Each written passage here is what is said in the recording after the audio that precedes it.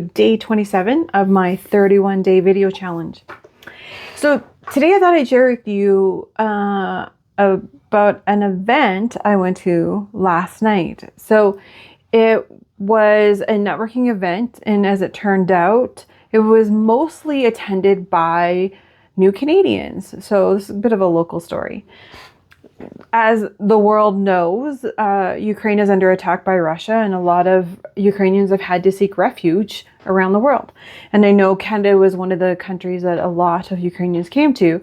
And at this event were a lot of Ukrainians who have been here I met a guy who's been here for a few years, and some people have only been here for a few months. So how the event worked is the first part of it was rotating small groups as we just had conversations and got to know each other.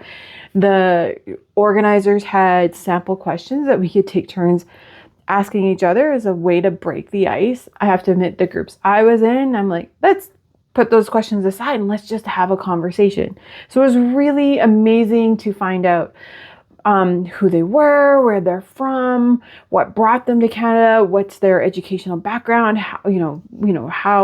what's their next step on this journey, how are things going for them. And there was me and I think 4 or 5 other Canadians, English as a first language speakers, who were in attendance. And there's 2 things that really stood out for me. One is it personalized for me the struggles that Ukrainians are going through right now, what Ukraine is going through, and really brought that home. The other thing that struck me was the courage and the sheer bravery all of these people have to leave everything behind and come to a completely new country where they maybe kind of speak the language. They came here not speaking the language and they're having to learn it as they go. And leave their education behind, leave good paying jobs, leave their families, leave their culture and come here.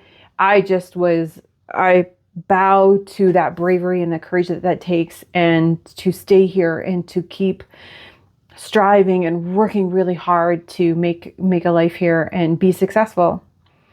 And it also emphasized for me the importance of community support and acceptance, because something I noticed as we would talk individually or then as a larger group, because there was a presentation by Dennis, and I'll tag him in this afterwards, where he talked about the importance of being a new Canadian and how to get involved, and the importance of volunteering and being a mentor and community involvement, and how it develops your leadership skills, which therefore translate into Canadian experience skills that will help you in the job market. And I echo his sentiments on that, to get involved. So I think the biggest takeaway I had was that how much more I think we as a community can do for those of us who have been here for a while, to help these folks on their journey to acclimate to a new city and a new country, and to help them find meaningful work. So this is just a heads up to my Calgary network. I'm coming for you.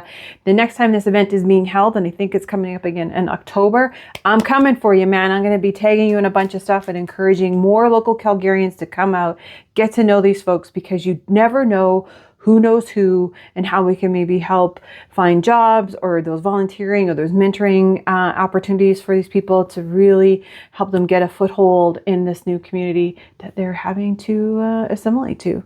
So heads up, Calgary, I'm coming for you. We're going to get these people connected and give them all the advice about what it means to be Canadian and what the cultural differences are.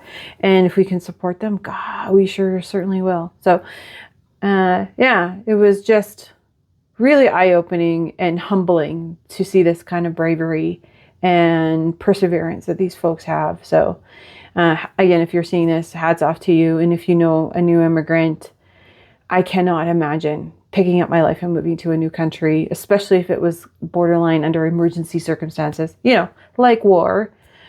So with that, I'm going to leave you. And until tomorrow, stay shiny.